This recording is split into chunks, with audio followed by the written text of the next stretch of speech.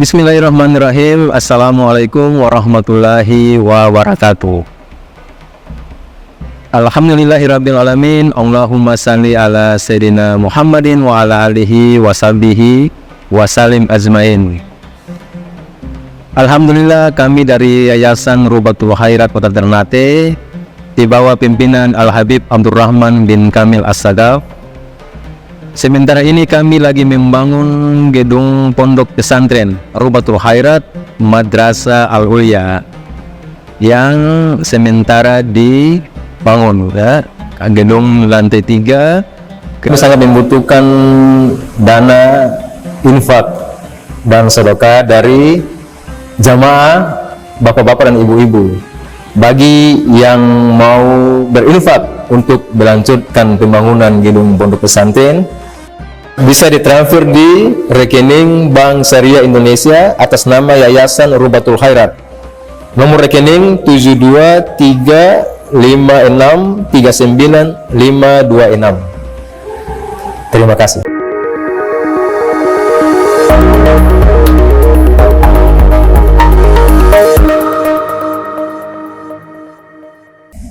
Masih melanjutkan kajian kitab Al-Azkar An-Nawawiyah.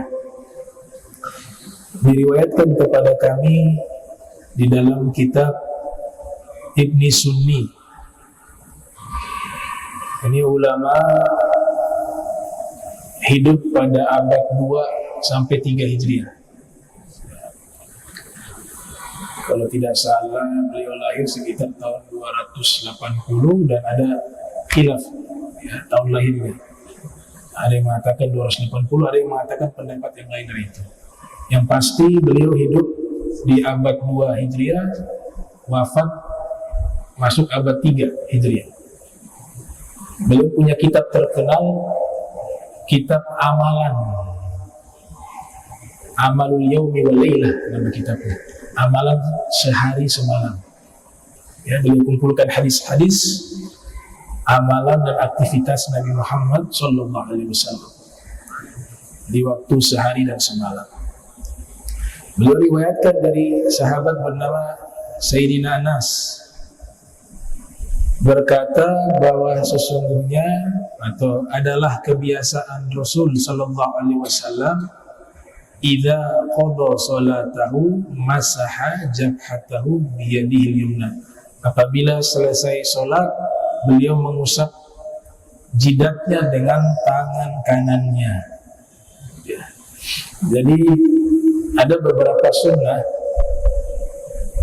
yang dimana kita diajarkan oleh dan dicontohkan oleh Rasul SAW mengusap wajah.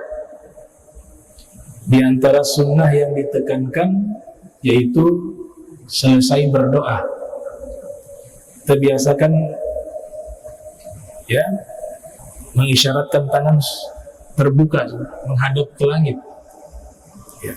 Kenapa tangan kita ketika berdoa menghadap ke langit bagian batin ini? Karena langit adalah kiblatul doa, kiblatnya doa. Al-Hafiz Ibnu Hajar Al-Asqalani menyatakan as-sama'u kiblatul doa wal ka'batu kiblatus shalah. Langit adalah kiblatnya doa dan Ka'bah adalah kiblatnya sholat. Jadi kita mengisyaratkan tangan seperti ini, menadahkan kedua tangan, bagian batin menghadap ke langit. Selesai berdoa, kita usap ke wajah kita, karena ada semacam tafaulan atau kesan ketika kita berdoa, Allah turunkan rahmat dari langit ke bawah, sehingga tangan kita ini menampung rahmatnya Allah.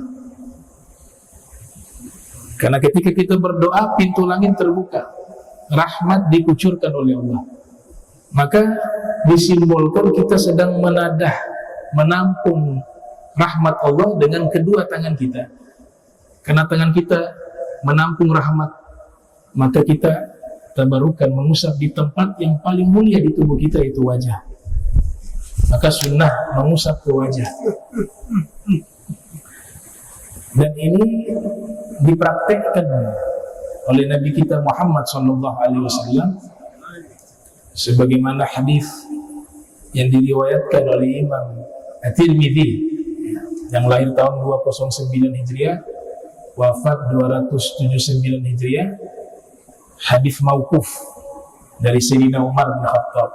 Beliau mengatakan, kana Rasulullah sallallahu alaihi wasallam idza rafa'a yadayhi fi du'a lam yahuttahuma hatta yamsaha bihima wajhahu.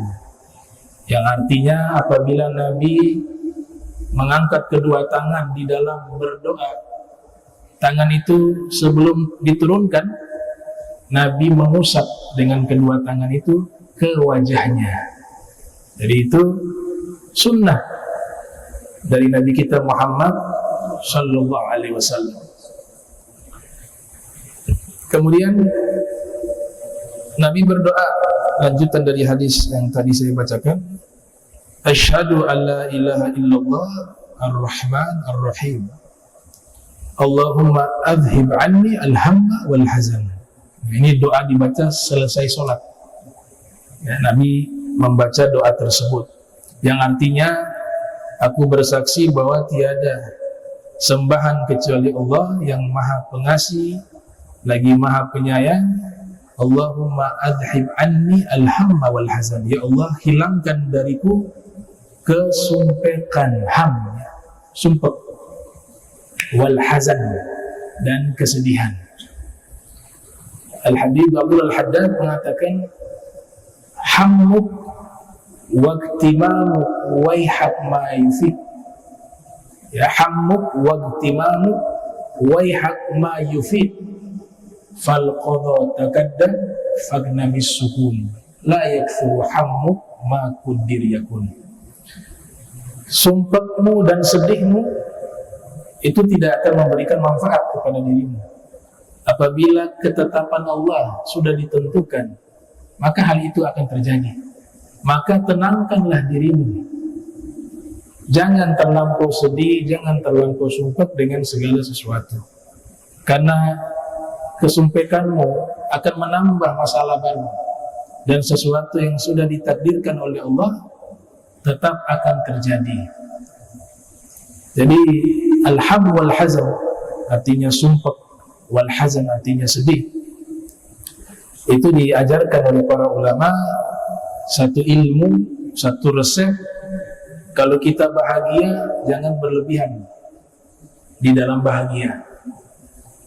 Kalau sedih, jangan terlampau sedih. Posisikan semuanya di tengah. Nah, orang yang sudah mampu melakukan hal itu, insya Allah ketika dia dalam keadaan sedih, tidak akan sampai masuk ke wilayah stres. Kalau dalam keadaan terlalu senang, tidak akan masuk kepada takabur. Ya, orang kalau terlalu senang bisa masuk ke takabur, bisa masuk ke ujub. Nah, itu doa yang dibacakan oleh Nabi kita Muhammad SAW. Wa ruwina fi an Abi Umamah radhiyallahu anhu qala ma danautu min Rasulillah sallallahu alaihi wasallam fi duburi maktubatin wala tatawu'in illa sami'tuhu yaqul Allahumma ighfirli dhunubi wa khataaya kullaha Allahumma ashni wajburni wahdini li salihil a'mali wal akhlaqi innahu la yahdi li salihiha wa la yasrifu sayyi'aha illa anta. Jadi ini doa lainnya ya, yang Nabi baca selesai sholat. Allahumma gfirli dhunubi, ya Allah ampunkanlah dosa-dosaku, wa khataya, dan kesalahan-kesalahanku, kullaha, seluruhnya. Doa ini dibacakan oleh Nabi, tapi tujuannya bukan untuk Nabi, Nabi tidak memiliki dosa, Nabi tidak memiliki kesalahan. Tapi doa ini Nabi ijazahkan buat kita. Ya, Rasulullah SAW tidak ada dosa. Jadi doa ini sebenarnya tidak perlu untuk Nabi. Allahumma gfirli dhunubi, itu gak perlu untuk Rasul SAW. Nah, dosanya sudah diampuni oleh Allah. Maknanya apa? Tidak ada dosa. Kalau diampuni maknanya ada pernah dosa kemudian diampuni. Tapi makna hakikatnya Nabi tidak punya dosa. Maka doa-doa semacam ini Nabi tujukan kepada kita umatnya. Nah, ada satu kesalahan orang yang terlampau mengandalkan rahmatnya Allah, terlampau menggantungkan hatinya dengan pengampunan Allah. Di situ ada jebakannya syaitan. Maksudnya apa? Kita mengetahui bahwa rahmat Allah itu luas, kasih sayang ya, rahmati wasi'at kulla syai'in. Rahmatku meliputi segala sesuatu. Dalam riwayat yang lain, inna rahmati sabagat ghadabi. Rahmatku melampaui kemurkaanku. Kita baca juga di dalam Al-Quran, Bismillahirrahmanirrahim. Artinya Allah punya sifat amat penyayang kepada hamba-hambanya. Nah, jebakan setan masuk ke wilayah itu. Syekh Abdul Wahab Asy-Sya'rani yang lahir tahun 898 Hijriah, meninggal 973 Hijriah, di dalam kitab Tanbihul Muqtarrin itu menulis satu bab khusus berjudul Adamul Iktirari bi'afwillahi ta'ala min dunil amal. Tidak tertipu dengan pengampunan Allah tanpa diikuti oleh amal soleh. Maksud beliau adalah kita meyakini Allah memiliki sifat Al-Ghaffar, At-Tawwab, Al-Afu, Maha Pemaaf. Ketika kita bertobat, maka jangan hanya mengandalkan tobat, tapi harus diikuti dengan amal. Nanti di situ setan menjebak, oh Allah Maha Pemaaf. Akhirnya terjerumus di dalam menyepelekan hukumnya Allah. Buat dosa kan Allah Maha Pemaaf. Nanti saya bertobat dimaafkan. Jadi beliau menyatakan ketika seseorang ingin bertobat kepada Allah, harus ada peningkatan amal soleh. Bukan hanya ya Allah saya minta maaf, astagfirullahaladzim, tapi dia harus meningkatkan amal soleh. Itu. Karena Nabi katakan al-ahmaq man atba'a nafsahu wa tamanna 'ala Allahil aman. Al-ahmaq man atba'a nafsahu hawaha wa tamanna 'ala Allah. Orang yang bodoh adalah orang yang mengikuti hawa nafsu, yang membawa dia di dalam dosa, tapi selalu merasa aman, beranggapan Allah akan memaafkan semua kesalahannya. Nah, ini yang dimaksud oleh Syekh Abdul Wahab Asy-Sya'rani. Artinya kita jangan terlalu mengandalkan maafnya Allah, tapi yang kita usahakan adalah meningkatkan amal kita. Memang Allah Maha Pemaaf, tapi harus ingat Allah juga punya sifat itu Maha membalas kesalahan. Al-Muntaqim.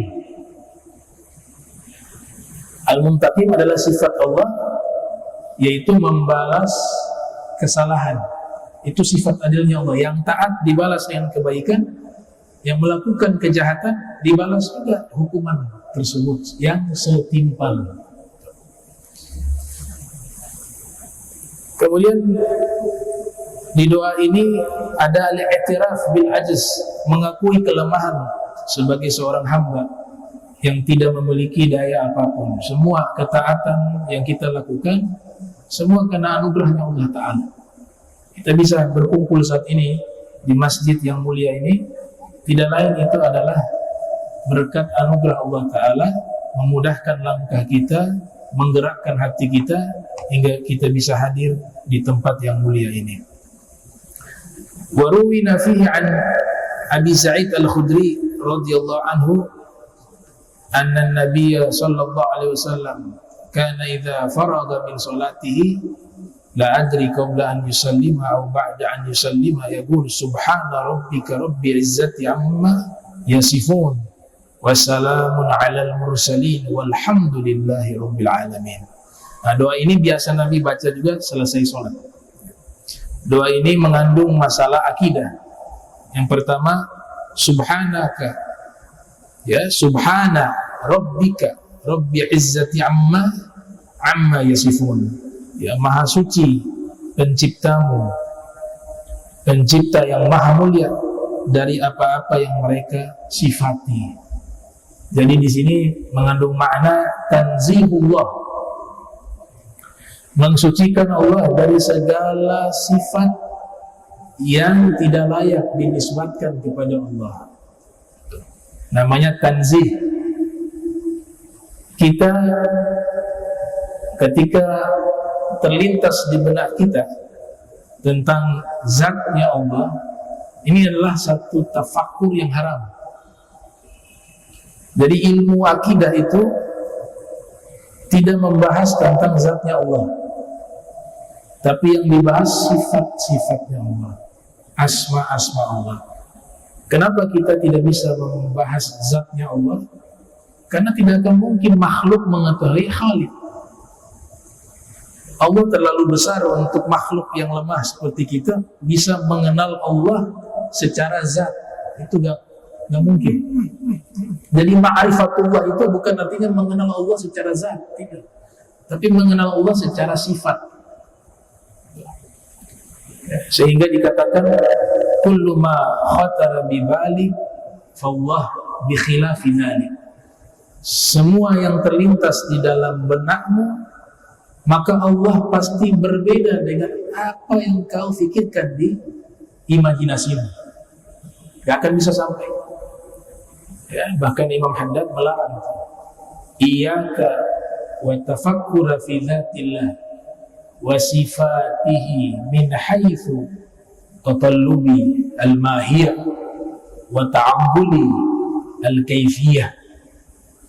Hati-hati ketika engkau bertafakkur, memikirkan zatnya Allah, itu dilarang. Dan memikirkan sifat-sifat Allah dengan memaksa mencari tahu esensinya dan memaksa berpikir mencari tahu bagaimana Allah, itu dilarang. Kita dilarang memikirkan secara mendalam sifat-sifat Allah. Misalnya kita meyakini Allah itu As-Sami'ul Basir. As-Sami' maha mendengar, Al-Basir maha melihat. Cukup sampai di situ saja. Jangan cara mendengar Allah bagaimana ya? Allah melihatnya bagaimana ya?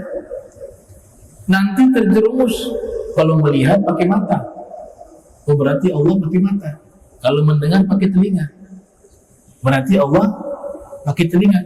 Ini sudah masuk ke bab tajsim atau tashbih, mengsifatkan Allah seperti makhluk.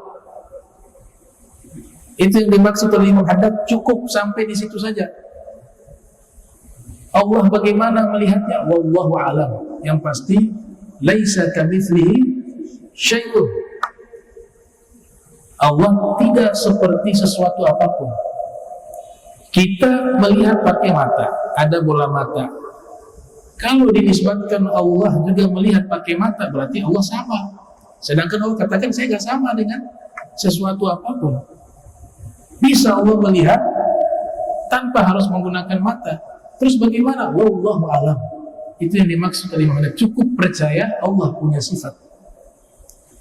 Allah maha melihat, Allah maha mendengar. Selesai sampai di situ. Kenapa? Karena kalau kita coba memahami, gak akan mungkin bisa paham.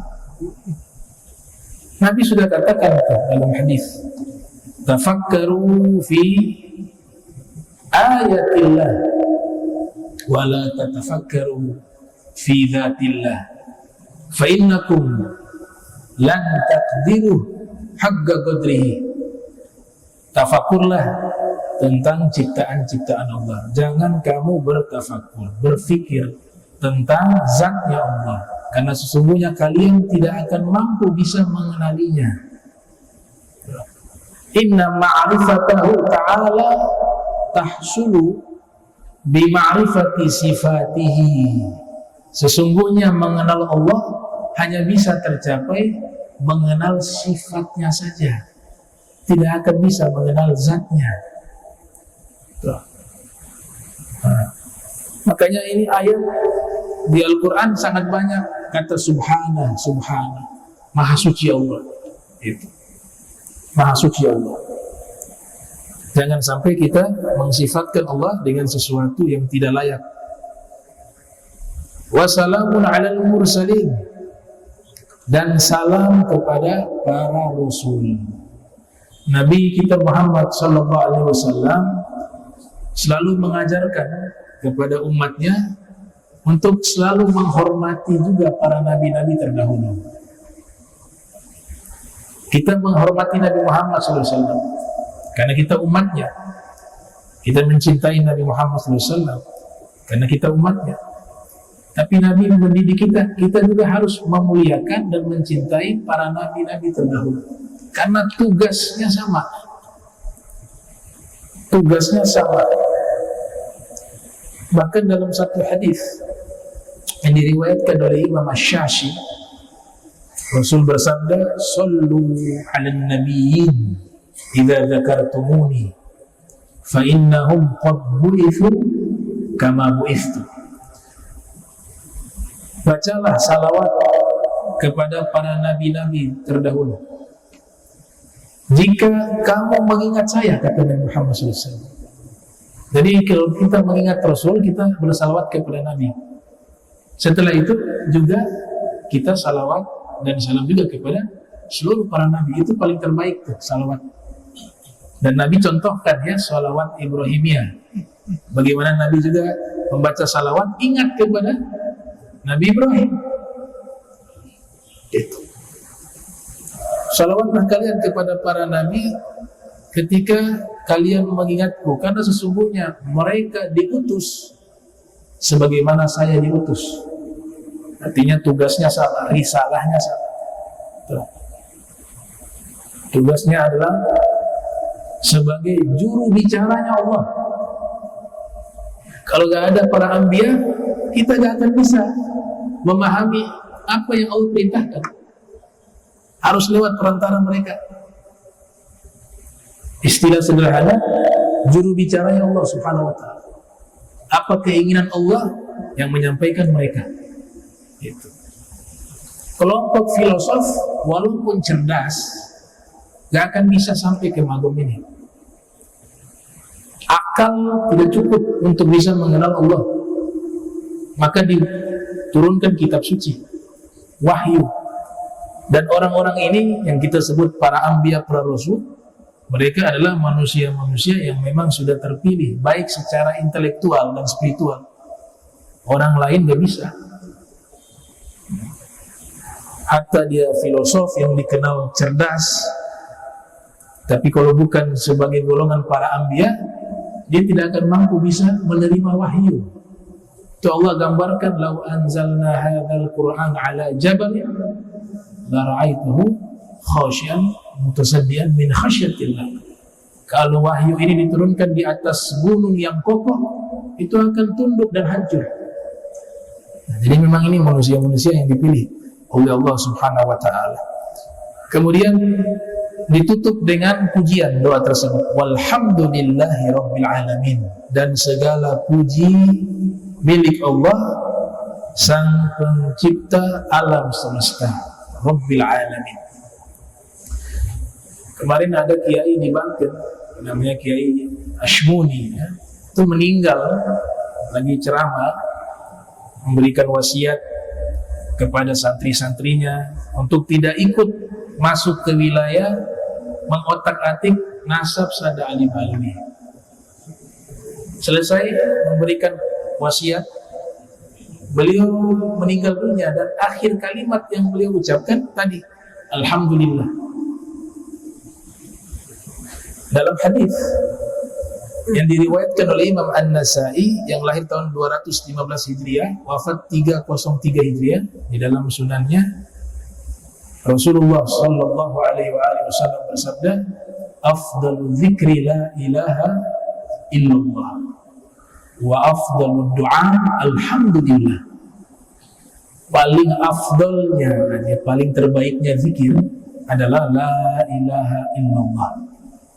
Dan paling terbaiknya doa adalah alhamdulillah. Untuk bisa bayangkan Allah yang ilhamkan seseorang itu wafat, di akhir kalimat ia ucapkan paling afdalnya doa alhamdulillah. Itu tidak sembarangan. Ya, dikatakan alhamdulillah ini kalau ditimbang di timbangan amal, dia memberatkan langit, ya, penuh langit dan bumi dengan hasanat. Timbangan amal baik menjadi berat kalau lafaz alhamdulillah saja diterima oleh Allah Subhanahu wa taala.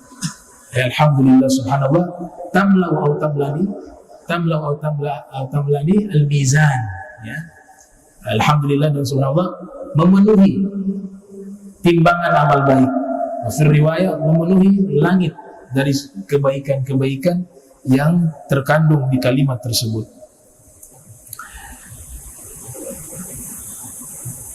Waruwina fihi an Anas radhiyallahu anhu qala kana an-nabiy sallallahu alaihi wasallam yaqul idza insarafa min as-salati Allahumma ij'al khaira umri akhirahu wa khaira amali khawatimahu waj'al khaira ayyami yauma alqaka. Doa lainnya yang Nabi baca selepas selesai sholat yaitu Allahumma ja'al khaira umri akhirahu, ya. Akhirahu. Nah, ya Allah, jadikanlah sebaik-baik umurku di bagian akhirnya, akhirahu, dan jadikanlah sebaik-baik amalku di penutupnya, khawatimahu, dan jadikanlah sebaik-baik hariku hari aku berjumpa denganmu. Ini doanya indah, ya. Sebaik-baiknya umur adalah akhir, ya. Penentuan amal kita itu ditentukan di bagian akhir. Dalam hadis yang diriwayatkan oleh Imam Bukhari dalam sahihnya yang lahir tahun 194 Hijriah, wafat 256 Hijriah, itu disabdakan oleh Rasul, innamal a'malu bil khawatimi. Sesungguhnya amal-amal kita itu dihitung di bagian akhir. Jadi disebut dengan apa? Husnul khotimah. Meninggal akhir yang baik. Akan tetapi bagian akhir itu yang baik ditentukan oleh amal hidup kita. Jadi hidupnya dia taat, ahli ibadah, ahli zikir, ahli Al-Quran, ahli masjid, sering hadir di masjid, ahli ilmu dan seterusnya, selalu belajar dengan ilmu agama dan seterusnya. Fa insyaallah di akhirnya dia akan meninggal dalam keadaan tidak jauh dari aktivitas itu. Jadi akhir tapi penentuannya daripada amalan hidup. Itu yang dikatakan dan diriwayatkan oleh Imam Al-Munawi dalam kitab Faidul Qadir, yamutul mar'u ala ma 'asha 'alaih wa yub'atsu anhu ala ma mata 'alaih. Seseorang itu meninggal keadaannya tergantung aktivitas hidupnya. Kalau aktivitas hidupnya dipenuhi dengan ketaatan, insyaallah meninggalnya dalam keadaan taat. Dan dibangkitkan dia di hari kiamat sesuai keadaan dia wafat. Kalau wafatnya dalam keadaan ibadah, insyaallah di hari kebangkitan dia bangkit dalam keadaan ibadah. sedang baca Al-Quran meninggal dunia, maka dibangkitkan dalam keadaan membaca Al-Quran.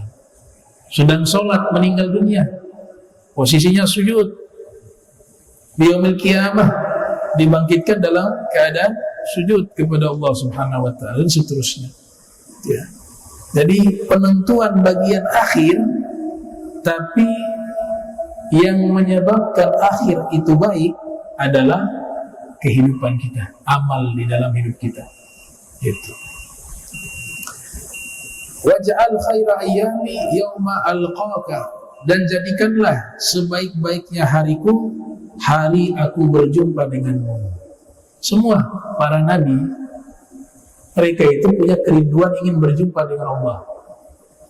Ini juga masuk bab akidah. Berjumpa dengan Allah, apakah melihat Allah dengan wujud hakikiyah, wujud yang secara alal haqiqah, secara hakikat, itu diperdebatkan oleh para ulama.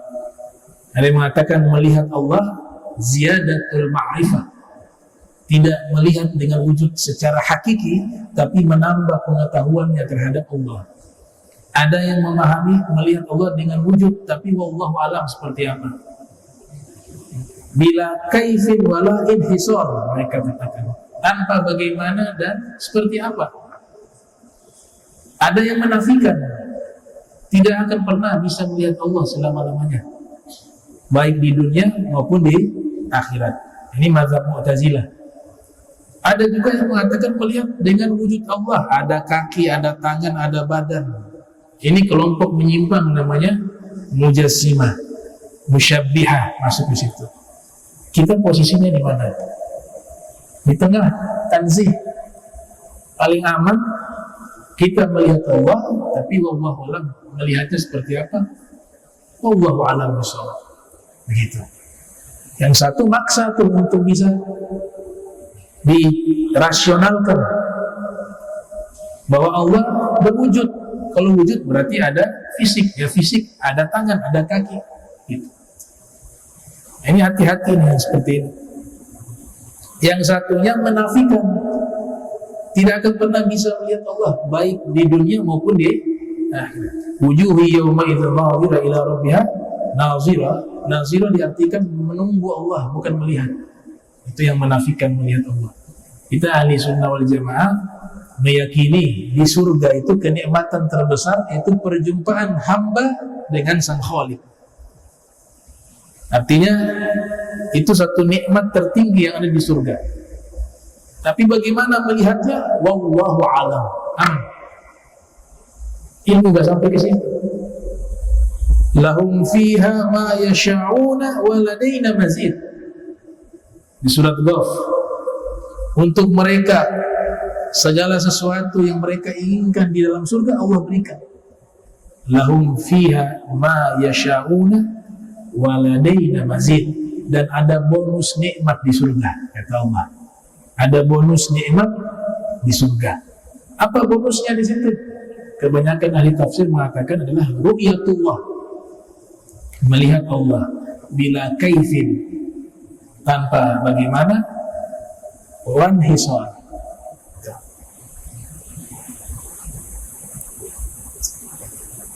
Kita ini kan masih hina, banyak dosa, terus bicaranya pengen ma'rifatullah, lihat Allah dan seterusnya. Hatta dalam mimpi juga banyak ulama yang mengingkari. Imam Nawawi mengatakan mimpi Allah itu sesuatu yang sama, tidak bisa dilihat di bumi ini.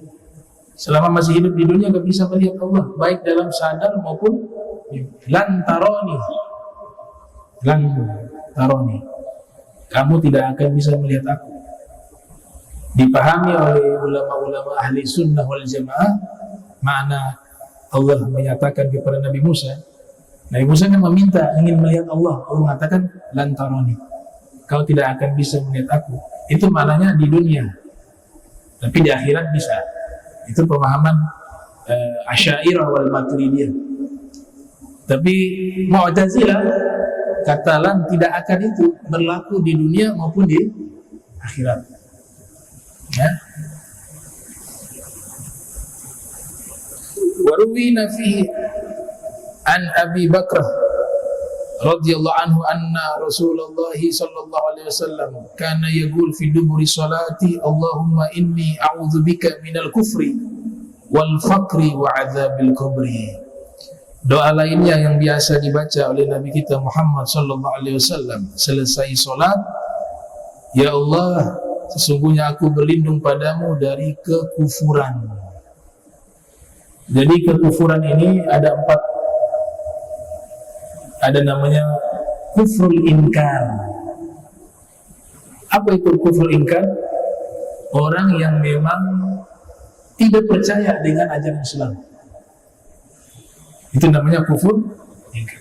Ini jadi ada kaum ekstrim di masa lampau namanya al-khawarij karena memahami kufur hanya satu. Memahami kata kafir itu hanya satu terjemahan, satu tafsiran. Makanya jadi ekstrim. Kalau dipahami kufur hanya satu arti, orang yang tidak bersyukur juga kafir. La in syakartum la azidannakum wa la in kafartum inna adzabi lasyadid. Jika kalian kafir terhadap nikmat, jadi kafir. Atau man lam yahkum bima anzalallah faulaika humul kafirun. Siapa yang tidak berhukum dengan hukum Allah secara total, ayat itu membahas secara total keseluruhan. Kalau dia tidak berhukum maka dia orang kafir. Kita kena semua nih. Negara kita menerapkan hukum Islam secara total masih belum. Potong tangan masih belum ada. Kisos belum ada. Tapi apakah kita kafir yang dimaknai kafir keluar dari agama Islam? Bukan, itu yang dimaksud. Kufrun duna kufrin, kata Sayyidina Ibnu Abbas. Kufur di bawah kufur. Artinya masih muslim. Tapi maknanya ada sedikit ketidaksempurnaan saja. Tapi masih Islam. Alhamdulillah masih banyak hukum Islam juga yang diterapkan. Walaupun belum secara keseluruhan. Nah, kaum khawarij hanya memandang satu pandangan saja. Semua kata kufur artinya keluar dari Islam. Makanya diperangi orang-orang yang tidak sepaham dengan mereka. Dibunuh, dibantai. Nah, jadi kufur itu ada 4. Kufur al-inkari, kufur ingkar, benar-benar tidak percaya dan tidak meyakini kebenaran ajaran Islam. Disebut kufur al-inkari. Yaitu orang-orang kafir yang disebut di dalam Al-Quran. وَالَّذِينَ كَفَرُوا وَكَذَّبُوا بِآيَاتِنَا أُولَٰئِكَ أَصْحَابُ النَّارِ خَالِدِينَ فِيهَا وَبِئْسَ الْمَصِيرُ. Orang-orang yang kafir itu mereka mendustakan, itu tidak percaya terhadap ayat-ayat kami. Mereka itulah penghuni neraka yang tinggal di dalam neraka. وَبِئْسَ الْمَصِيرُ, ya, seburuk-buruknya tempat kembali. Apa ada tambahan abadah? Mungkin sebagaimana biasanya kafirun disebut khalidina fiha abadah, kekal di dalam selama-lamanya. Itu kufrul al-inkari. Ada namanya kufrul juhud. Kufrul juhud ini dalam hatinya percaya kebenaran ajaran Islam, percaya kepada Allah, percaya kepada hari kiamat, percaya kepada takdir, semua rukun iman dia percaya. Tapi masalahnya dia tidak menyatakan dengan lisan, dia tidak mau mengikuti itu, dan dia tidak menyatakan dengan lisan 2 kalimat syahadat. Seperti siapa? Iblis. Iblis itu rukun iman dia imani semuanya. Dia beriman kepada Allah. Iblis beriman kepada para rasul, beriman kepada kitab-kitab suci, beriman kepada hari kiamat, beriman kepada takdir. Itu iblis beriman kepada Allah, percaya kepada para rasul, percaya kepada Nabi Muhammad, percaya kepada ajaran Islam, percaya hari kiamat, percaya takdir, dalam hati percaya. Tapi dia tidak menyatakan keislaman. Dia tidak menerima ajaran Islam. Namanya kufur atau kufur juhud. Di dalam Al-Quran Allah sebutkan wa idh qulna lil malaikati isjudu li Adam fasajadu illa iblis aba wastakbar wa kana minal kafirin. Dia termasuk kelompok orang-orang yang kafir, tapi namanya kufur juhud. Ada yang ketiga namanya kufrul inad. Kufrul inad ini sudah percaya juga, bahkan sudah melafazkan, tapi belum mau ikut agama Islam. Seperti siapa? Raja Romawi yang hidup di masa Nabi Muhammad SAW. Kalau kita baca di bagian awal kitab Sahihul Bukhari itu, Imam Bukhari riwayatkan itu. Jadi utusan bangsa Arab, ada Abu Sufyan bertemu Herakl, namanya Herakl. Dia tanya, kesimpulannya ya, apa Nabi kalian sudah diutus? Disebutkan ciri-cirinya begini-begini. Oh, itu Nabi. Saya percaya dia seorang Nabi. Seandainya dia ada di hadapan saya akan mencuci kakinya. Dan saya akan meminum bekas air, ya, kurang lebih dalam syarahnya begitu. Bekas air yang mencuci kaki Nabi tersebut. Berarti dia sudah melafalkan itu. Dia percaya. Dan hatinya juga dia meyakini kebenaran itu. Sebab informasi akan kehadiran Nabi Muhammad SAW itu sudah diketahui. Sama kayak orang Yahudi sama kayak Iblis. Sudah mengenal Nabi Muhammad, sudah percaya kebenarannya, tapi tidak mau ikut agamanya. Makanya bahasa Al-Quran menyatakan falamma ja'ahum ma'arafu kafaru bih. Ketika sudah datang berita tentang Nabi Muhammad SAW, dan mereka sudah mengetahui tentang figur Nabi Muhammad SAW, kafaru bih. Tapi ketika sudah datang mereka mengingkari.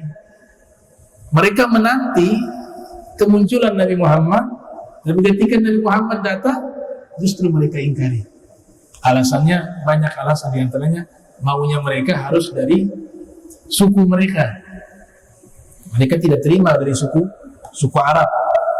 Itu salah satu alasannya.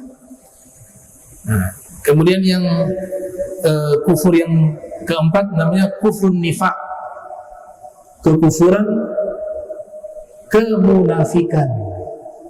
Ya, orang munafik itu secara zahir mengikuti ajaran Islam, bahkan bersyahadat, tapi dalam hatinya dia tidak meyakini kebenaran Islam.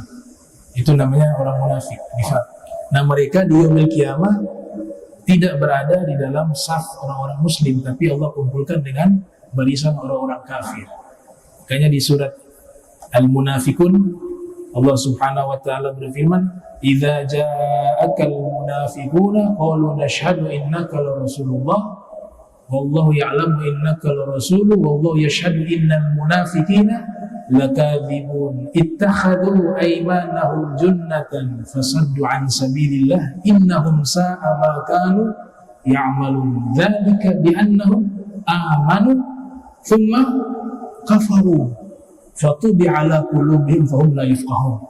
Allah sebutkan mereka itu beriman secara zahir, kemudian mereka kafir secara batin. Itu orang-orang munafik. Itu 4 jenis kekufuran. Kemudian yang terakhir, hadis yang diriwayatkan dengan sanad dari Fudalah ibn Ubaid, bahwasanya Rasul sallallahu alaihi wasallam, "Idza shalla ahadukum falyabda bitahmidillahi ta'ala wa tsana'i alaihi thumma yusalli 'ala an-nabi sallallahu alaihi wasallam thumma yad'u bima syaa."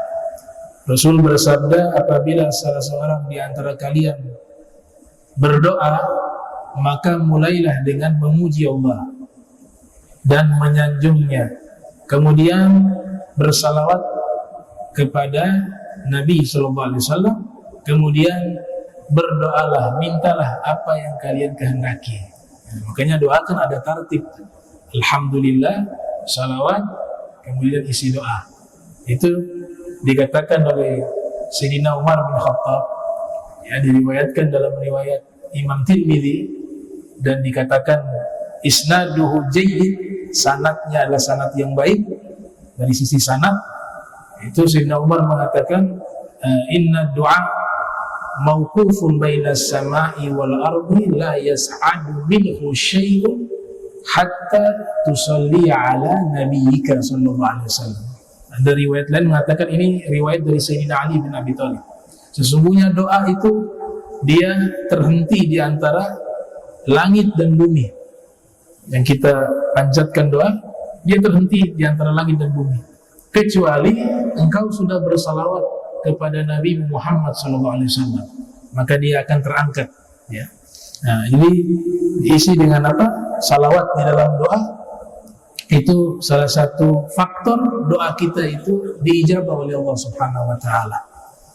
Kemudian doa tadi yang Nabi pintakan, yang paling tertinggi itu doanya para nabi. Semua para nabi ini punya doa macam-macam, tapi mereka punya satu doa yang memang diharapkan oleh seluruh para nabi, seluruh kaum solihin. Apa itu? Doa meminta bisa berjumpa dengan Allah. Itu paling menjadi inti dalam doanya para anbiya dan para rasul. Ya. Bagaimana kita bisa berjumpa dengan Allah